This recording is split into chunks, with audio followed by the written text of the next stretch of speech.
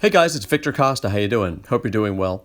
I made this video because I wanted to remind you to chronicle certain things that really blow you away or make you feel great. In other words, a lot of us don't walk around with notebooks, but if we feel that our exercise equipment is in a great position, take note of it, take a picture of it, make a video of it. You see here that I had the seat adjusted. I counted how many notches it was from the top.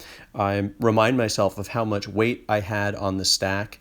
I pay particular attention to whether or not those 5-pound little plates sort of at the top right here were resting on the stack. I make note of the equipment, not that I will forget where this is, but I try to chronicle something that is really memorable. You know, sometimes you do a set and you're like, wow, that felt great, but you don't take the time to really kind of notice everything about that piece of equipment or how your body was positioned on it. Next time you do, and you do a set and it feels incredible, notice it. Count how many rungs you were from the top of the seat.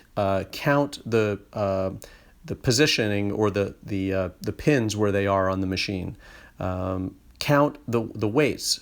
Make note of the weights and how much weight you had. Why let the best feeling you ever had or a great set sort of just lay out there in bodybuilder fitness land instead of chronicle it? So I decided to hop on the machine and do this. Actually, I did a couple of sets beforehand, and that's when I said to myself, I've got to chronicle how this feels. This is the perfect weight. This is the perfect setting. It's never felt this perfect before. I have to pay attention to it. So then I decided to do a couple of sets later after I figured out how to position this camera. To me, this was the perfect weight, the perfect dynamic, the perfect seat height. It felt great. I was able to really get into the training, get into my muscles as compared to having that machine tell me or decide for me how this was going to go. You always have the choice, right, to make the adjustments, to change the weights, to change the seat. But when it feels great, make a note of it. So I decided to do a few sets, and needless to say, this was an outstanding workout. It was memorable. I'm sort of shocked that I never really made the observation to tell you that you should really kind of take a testament of it when it feels great. Take a photo of it, take a video of it. You have your phones. I'm sure you have your phones with you when you go to the gym, listening to music, listening to videos. I'm going to start making some inspirational talk videos so that you can listen to them while you train.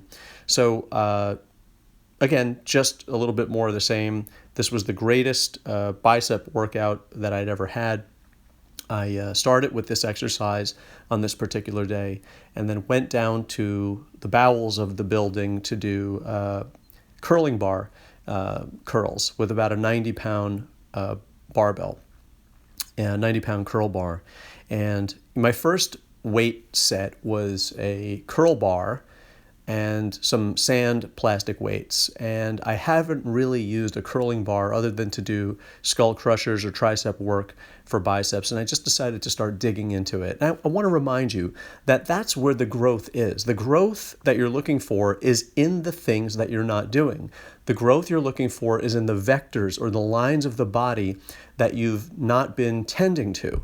So obviously you can't hit every part of the bicep every time you train with complete detail. So that's why it's important to sort of change things up from time to time, change the angle, work different muscle groups, work a different angle, work a different vector of the body. So I did this exercise, then I went downstairs, I did the curling bar, 90 pounds. I started out with 80 and I think I went up to 90 because it felt a little bit too light.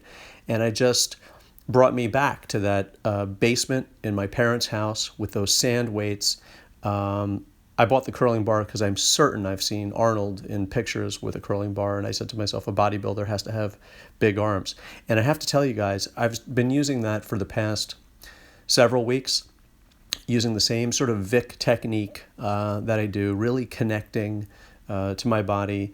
I let a little air out at the bottom so that it's all biceps. I don't let the air necessarily blow out and let it pull me up. I let a little air out at the bottom and then I pull up to make it feel extra heavy. So that 90 really feels like 200, but it's still not taxing my body as if it was 200. So I have a little bit more control over it.